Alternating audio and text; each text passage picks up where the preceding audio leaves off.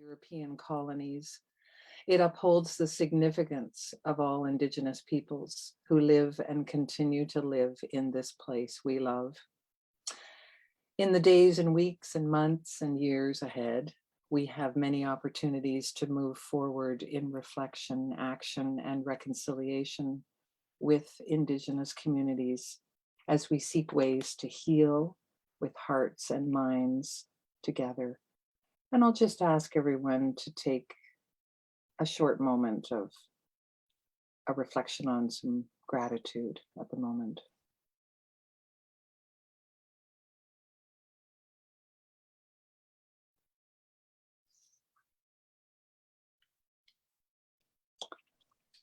Thank you.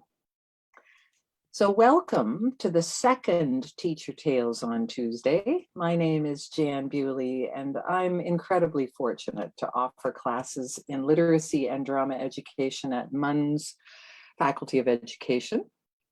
I'm delighted to have you joining me tonight as we reflect on the legacy of 100 years of teacher education in Newfoundland and Labrador, where we have been, where we are presently, and where and how we hope to grow. Tonight, I have some questions for each of you to consider, and I'll call on you to respond so that we all have a chance to share our voices.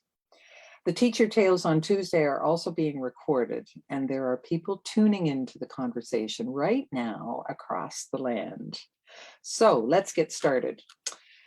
We're a pretty eclectic bunch tonight, and I thought I would take a moment to just have you situate listeners as to where you are. So Sarah Lynn, where are you zooming in from tonight? From Churchill Falls, Labrador. And how long have you been there? I've been here for 8 years, but I started teaching on the coast of Labrador and then moved to Central Labrador, and that's where I've been for the last 8 years. Yeah, so 12 years teaching altogether. Oh, welcome, Sarah Lynn. Hooray.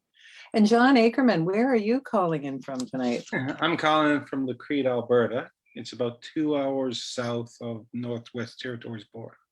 It's a predominantly Mennonite community, and I've been up here for about 8 years now. Teaching is my first year teaching, but it's been up here for about 8 years. And a recent graduate, John. Welcome, welcome, welcome. And Marie Beth, where are you calling in from tonight? Calling in from St. John's, not far from Memorial University. My original place of residency was the Northeast Coast, the New West Valley area, and my teaching career is practically evenly split between the two. Wow, great. Well, welcome, Marie Beth. And Jackie Rideout, where have we reached you, and what's your connection to MUN? Well, I'm at home this evening in lovely Topsail, Conception Bay South. My connection to MUN is certainly I'm a proud graduate of Memorial University, Faculty of Education, and currently the French coordinator for the Faculty of Education. So I work with all our fine students who are pursuing to be FSL and FFL teachers. Great. Well, welcome all. We've got lots of things to talk about. So I'm going to leap in with a question, and I'm going to start with you, John, with this. I'd like you to think back to your beginning year as a brand new teacher. And even before that, when you were at MUN not so long ago, I'd like you to reflect on what drew you to the teaching profession. Well, you know, for me, I grew up around teachers, and my grandfather was a teacher, and lots of aunts were teachers. But I think I always wanted to go that route. And I was at Memorial earlier in my career, and then I wasn't doing so well, so I stepped out and fell into the workplace. And then I thought that that dream had gone. And then my wife, which is a teacher up here in Alberta, decided that no, we can do this. So we went back. So it was a little bit daunting at the tender young age I am to go back to school with people that could have been my children. But I got to say, the group that I went through were outstanding and great. So it was a great experience. Yeah. And John, I just want to layer on my admiration for you in leaving family behind for a whole year and a bit, right? What age of kids did you say goodbye to in Alberta while you were here? We were fortunate. The first year we were there, my wife was on maternity leave, so we had two still, and one was 3 and one was just 1. So we were able to spend the year in Newfoundland and spend time with family. The second year was a little bit tougher because we were apart for the entire year. I was able to come home for Christmas and stuff like that. I probably is the only one in the country that has benefited from COVID because I was able to come home early and see my family. But I don't say that too loudly because not very many people were able to that. But besides that, it was hard. It was a hard year, yeah. Yeah. Oh, way to go. Way to go. Sarah Lynn, how about you? What drew you to the teaching profession 12 years ago? Well, I grew up in a really small town of only 600 people, and the town I grew up in was, we produce electricity. So I was only really exposed to my teachers. My parents didn't work at the power plant, but they were service workers, and all of the most positive experiences that I had as a youth here came from interacting with teachers, and it was just a positive environment, and I wanted to reciprocate that and kind of give back from all the good experiences that I had here. So I always wanted to come back to where I went to school, and I wanted my own kids to do that. But I guess I'm a bit selfish too. I find teaching very personally rewarding.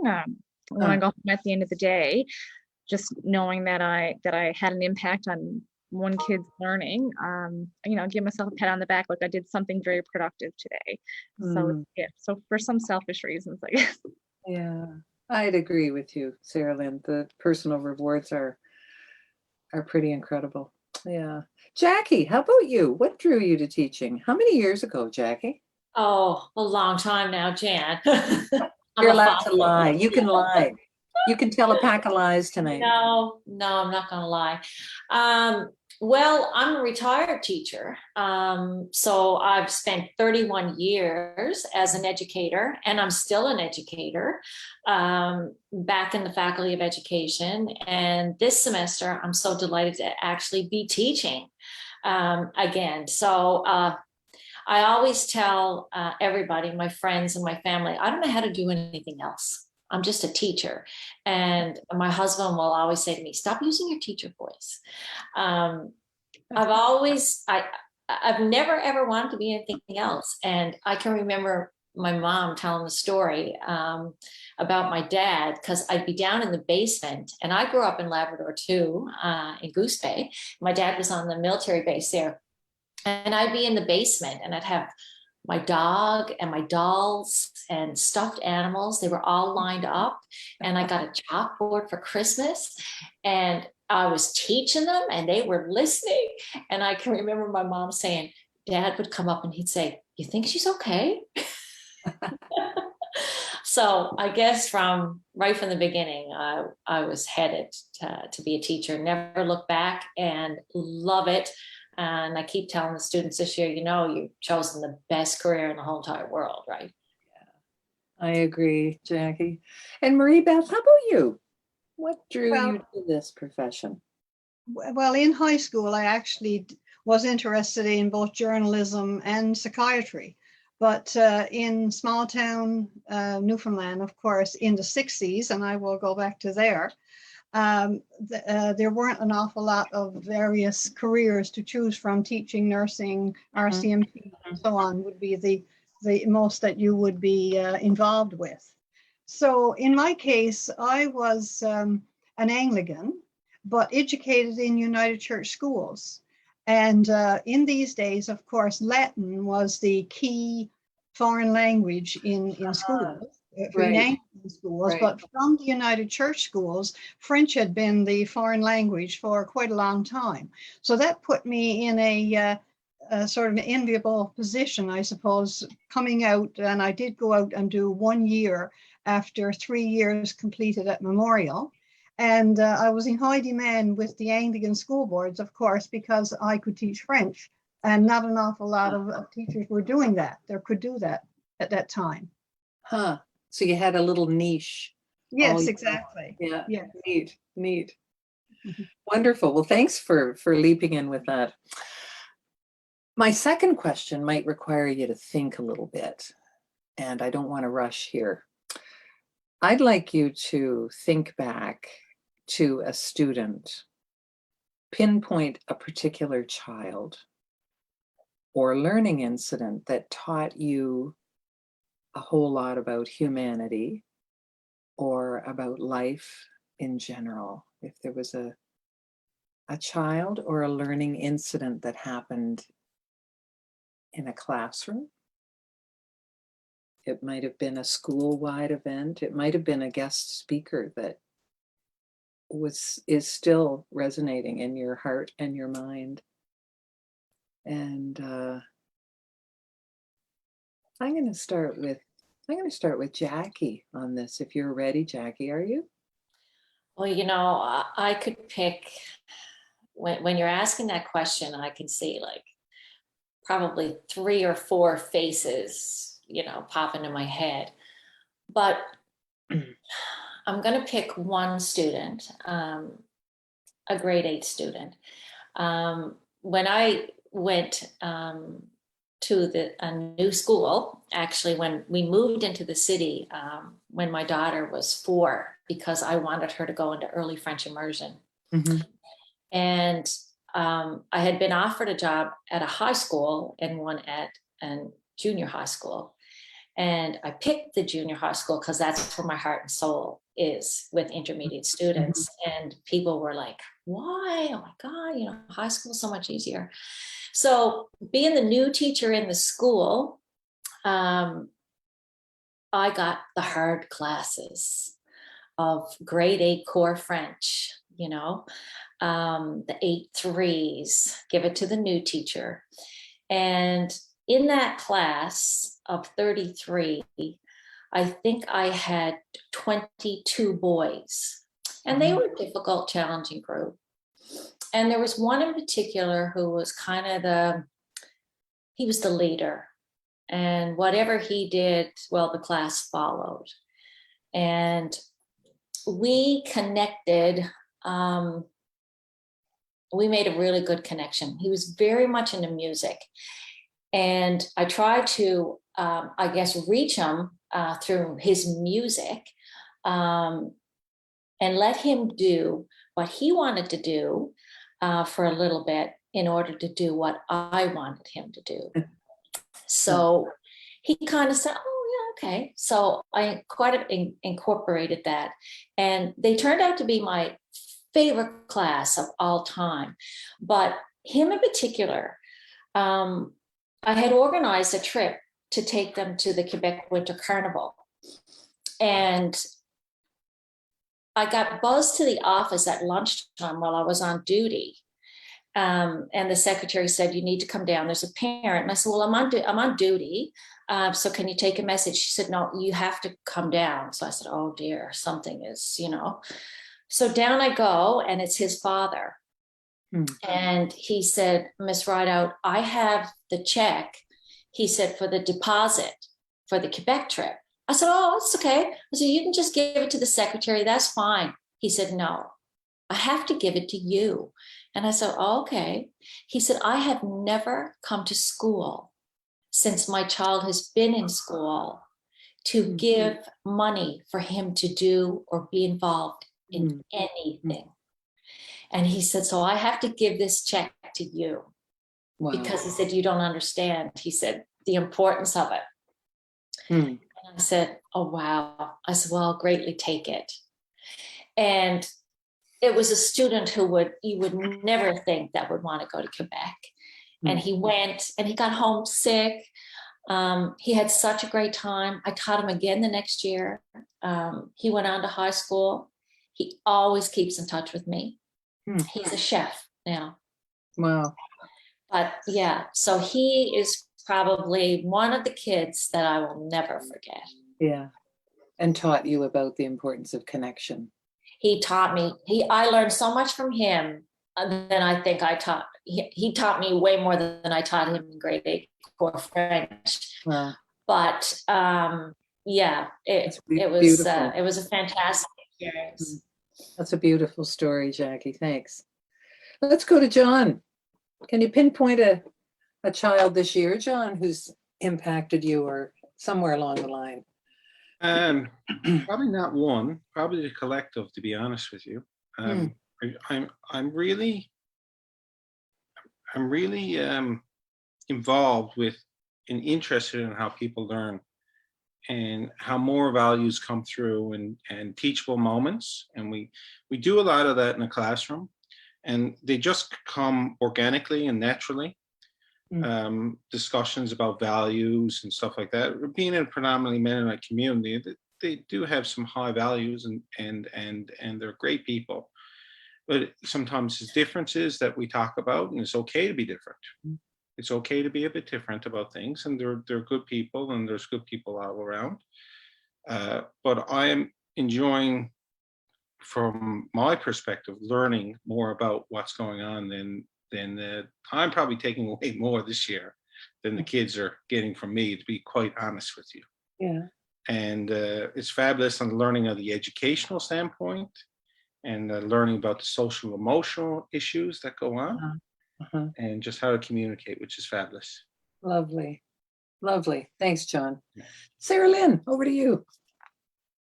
I'm going to speak about a student who I've taught in the last recent years. A little girl who has selective mutism. So this was very new to me in teaching. I had never come across it before. I didn't know anything about it. Didn't know what it was or why it was even a thing. And it was pre-COVID, but it was amongst a period of time when there was a lot of stress in everybody's life. So this was a child who didn't communicate in person, so let alone over a webcam.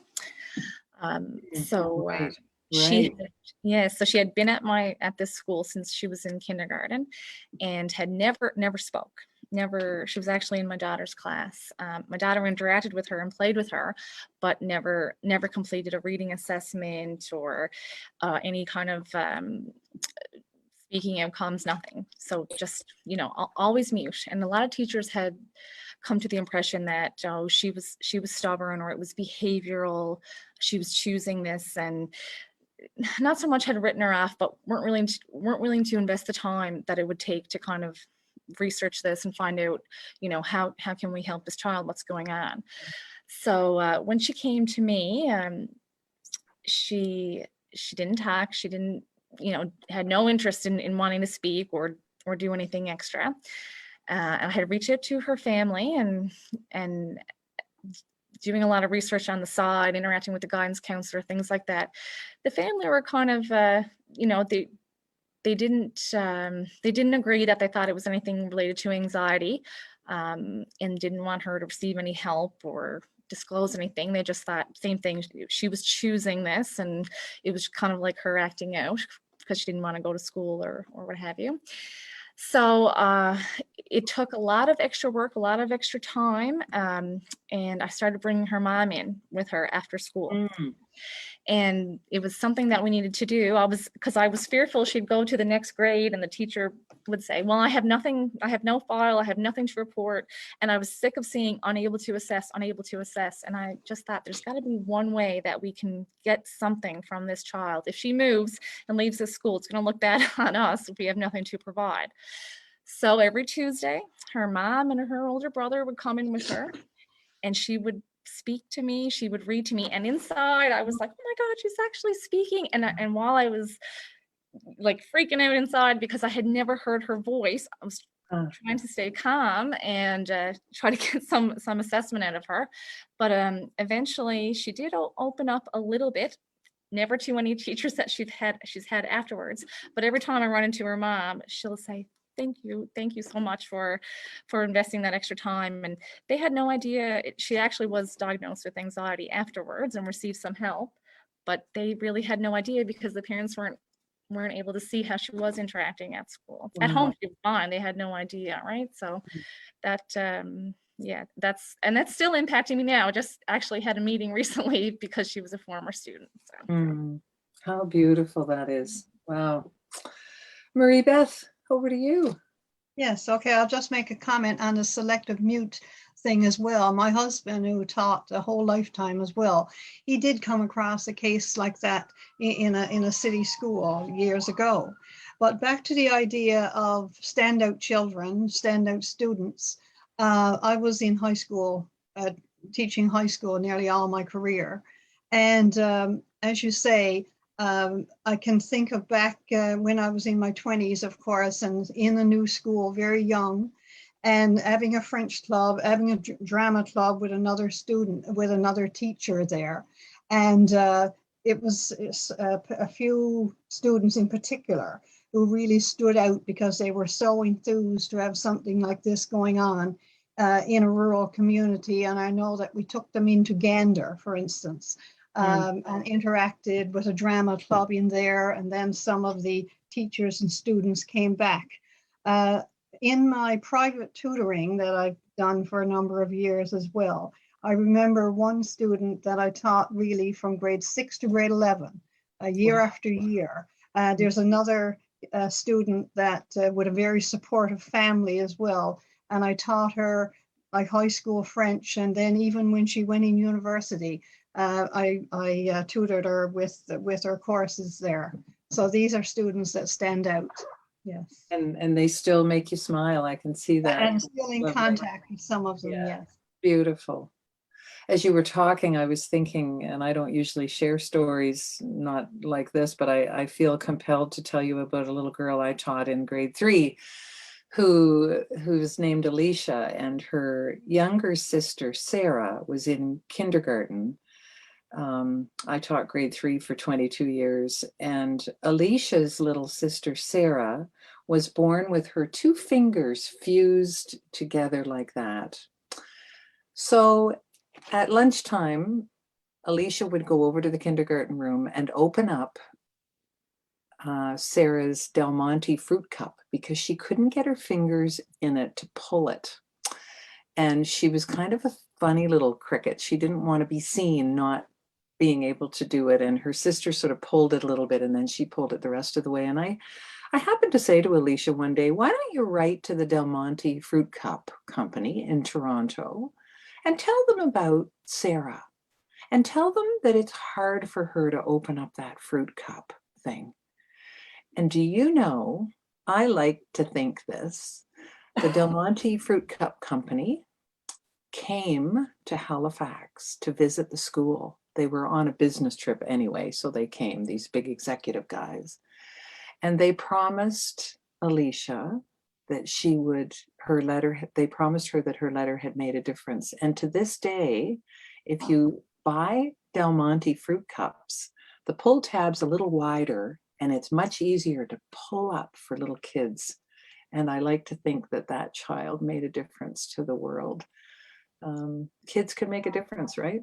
And I think we don't underestimate that. We teachers know, yeah. I love this question. I want you to think about a gift that you were given. It might have been not something material, actually. It might have been a real gift that you were given from a student or a parent, or perhaps at a retirement. Was there something that stands out for you?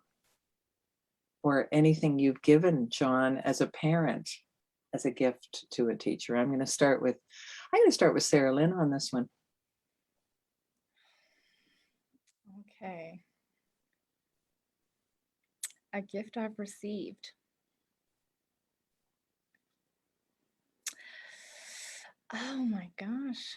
Like something tangible, something. Oh, it might be a drawing that you were given from a little girl who moved away, or a jar of jam. Or did you ever give a teacher something? Well, I have a twin sister who teaches here as well, so I'm always getting personal items. But I don't know. I'm gonna skip it. And we might come back to you. Yeah. Okay. Marie Beth, how about you? Yes, okay. I do have a few incidents like this. I'll show all of you a picture that I have here. Oh, Okay, this is a picture that came from, wow. you can all see it? Yes. Yes, It's a we picture can. that came from a high school student that I tutored in 2003. And he didn't actually give me this. I bought it from him. I was so impressed. And it's a painting of St. Brendan's. I think that his family had a connection to St. Brendan's, Wow. and I certainly keep it to this day. Another gift, I guess you would say, and it's a gift of thoughts, coming again from my period when I was with drama clubs, French clubs, and so on. And this student sent in this to me, which I laminated because it will stay with me for the rest of my life, I guess. And it was this comment that came from a student that had gone for a month in Miquelon, that I had encouraged to go for a month in Miquelon. And that was quite amazing. She told me that it was foggy the whole 30 days that she was there, but her French really came around by the end of the first week. And she said, you were ahead of the times back then, giving us a taste of drama and class, especially French culture. She said, most importantly, you believed in us and helped us to dream bigger and better for our future lives. And that will really stay with me forever. Yeah. Marie Beth, what's the name of the student who's the artist? I think it's Brian Doyle. Wow. I'm not sure if he went on to do much more painting after that, but it's excellent. Yes. How beautiful. That's Oh. lovely. Yes. John, over to you. Last year when I did my internship, I was quite humbled at the gifts I got over Christmas, only being there for 3 months, which was great. But the gift that I'm going to talk about actually wasn't given to me by a student. It was actually given to me by my aunt. And it's a little paperweight. It's a soccer shoe paperweight. And it was meant to be put on my desk when I finished teaching. So what ended up happening was I never ever finished until recently. So Beautiful. Had she been given it, John? no, She gave it to me. She gave it to me because she wanted it to be on my desk because I was going to be a phys ed teacher before, and she wanted to put it on my desk. And she was a principal, and it was a lovely gift. And it never got used the way it was intended to use until this year. So that's lovely. Jackie, how about you? I think once again, I can probably come up with different ones, but I had one particular class who I was particularly close to, and they were a different cohort because they were the first intermediate, multi-age, late French immersion group in the province. And yeah, so we got to know each other very well. They were a small group. There was only 13 of them, combination of grade 7 and grade 8. And during that year, I was pregnant. And if you know me, I'm a basketball fanatic. I coached for so many years, the under 15 boys team. And so every example I ever used in teaching was around basketball stats and everything else. And they had a baby shower for me before I went on maternity leave. And they had this great big box that they put their money together to get me a baby gift. And it was a New York Knicks jersey for the baby. I still have it. And you know, they're expensive. But yeah, and they knew how much that would mean. Yeah, great group of kids. How lovely. How lovely. Yeah. All right, you've inspired me. I have a couple ideas. Okay, Sarah Lynn, over to you. I started my teaching career in Natchitoches on the coast of Labrador, the north coast.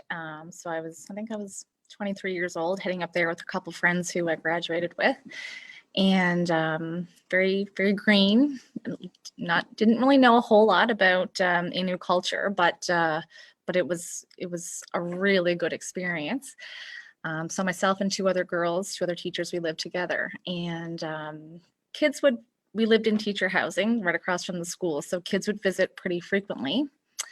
And kind of like myself, we were positive influences on them. You know, they would visit each night, and we'd always give whatever we could to them. If they were hungry, if they were thirsty, if they, just wanted someone to talk to, our door was pretty open. We had nothing else to do. There was no internet or cable or anything there, and we probably couldn't have afforded it anyway. But when we were getting ready to go, there was a high turnover for teachers there every year, and we had a really good year there, but that was the last year that Natuashish was a part of the Labrador School Board. They went private after that. So it meant a lot of uncertainties for a lot of teachers, and a lot of teachers who had already been there. And this one little girl came up one day and she said, Miss, I want you to take my puppy, Snowflake. And I said, I can't take your puppy. I said, I don't even have anywhere to live when I go here. When I leave here, I can't take your puppy. She said, but if you take my puppy, I know you'll bring it back. So you'll come back. So we kept the dog for a couple of days, took some pictures with it, but we couldn't take it. And children up there, they don't have access to stores or ability to purchase anything. So they were giving you whatever they could find. Any handmade goods. I love earrings, themed earrings, lots of handmade beadwork, even ones that they probably stole from their parents.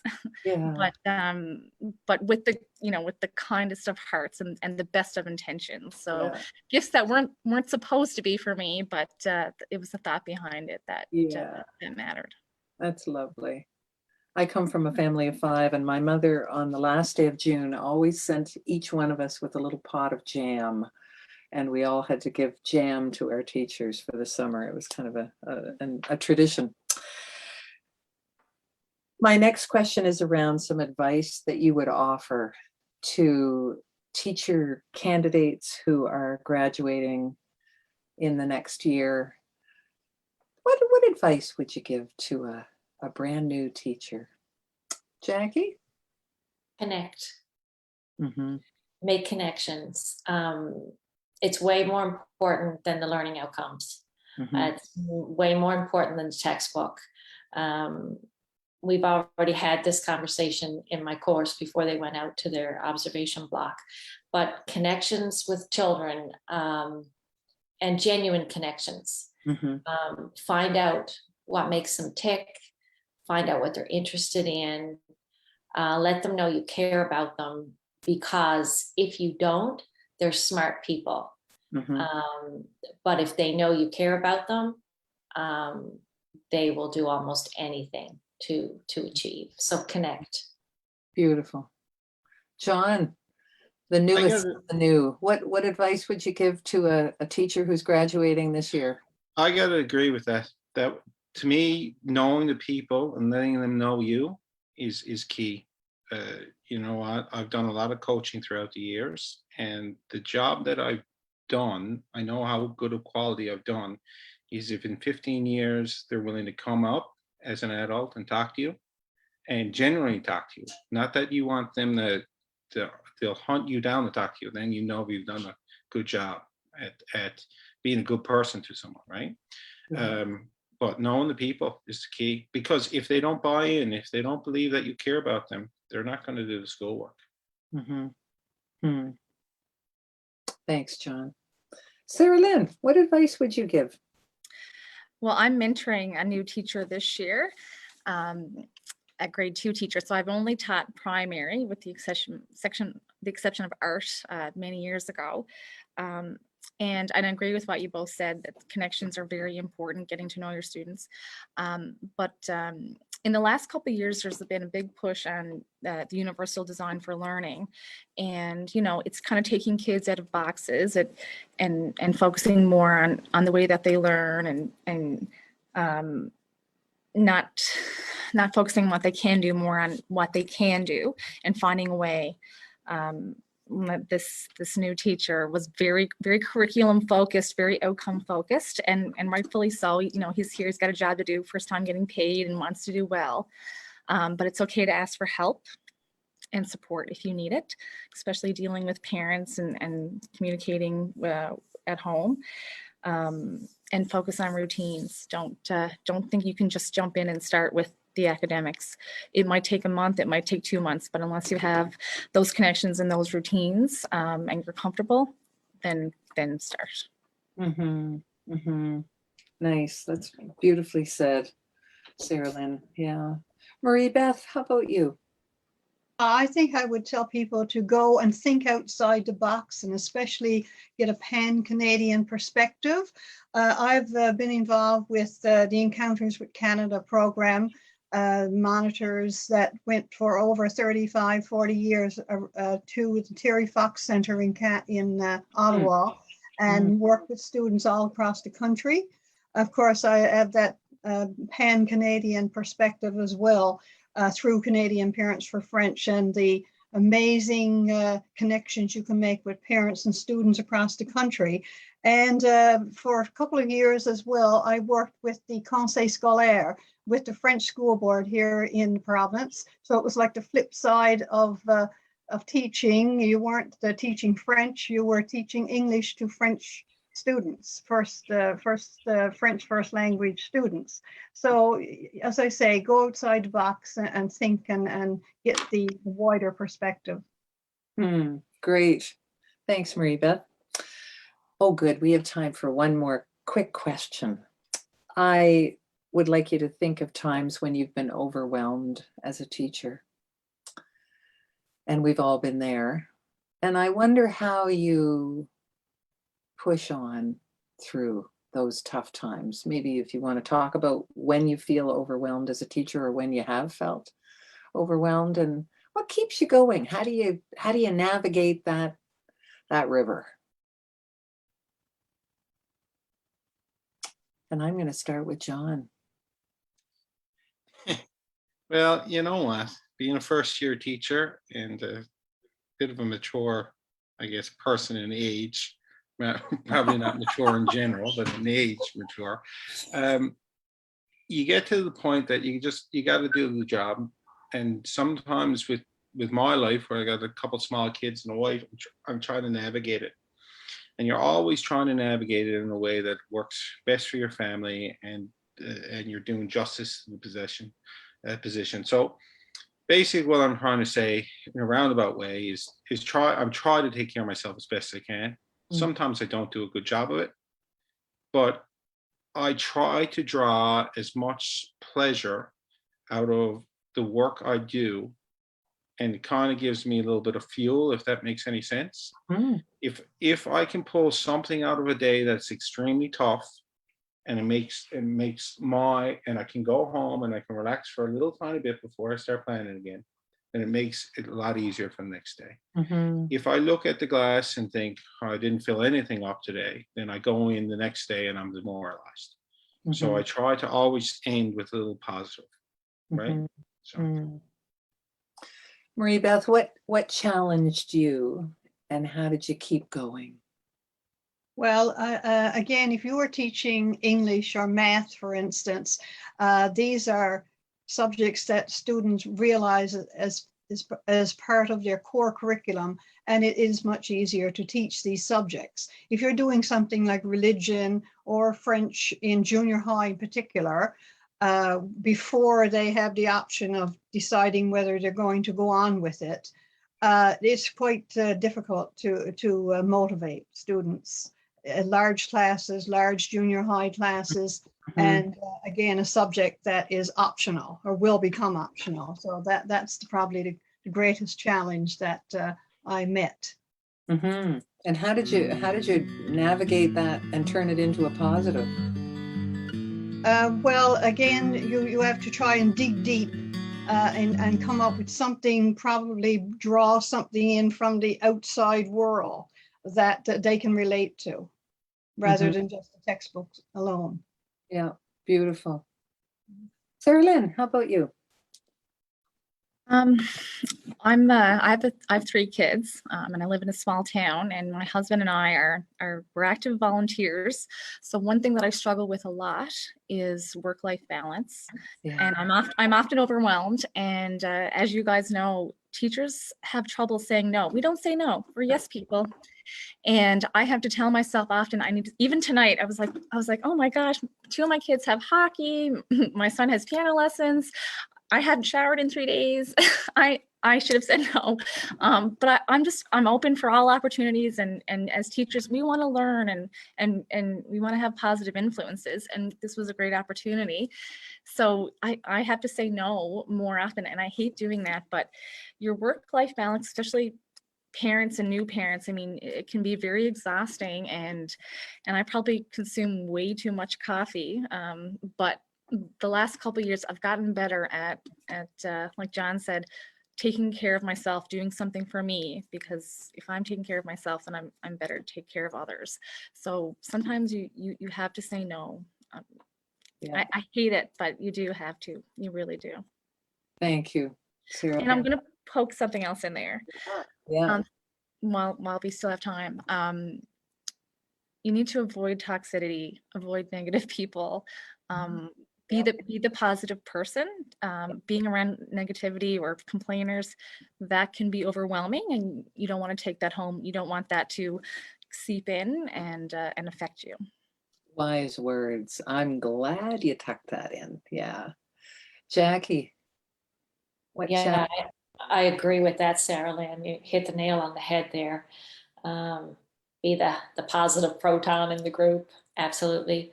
Um, Teaching is a difficult job, Mm, and it really is. It's not easy. And for me, um, I'd spend a lot of time with extracurricular and a lot of hours with extracurricular, and I'd always get overwhelmed with planning and things like that because I always want to do it better, make it more fun. How do I make it more fun? Um, and so just struggling to find the balance of you know working after school with kids and working in the classroom with kids, and just sometimes stop beating yourself up about it. Always got to be a song and dance. Some days it's just mundane stuff, yeah.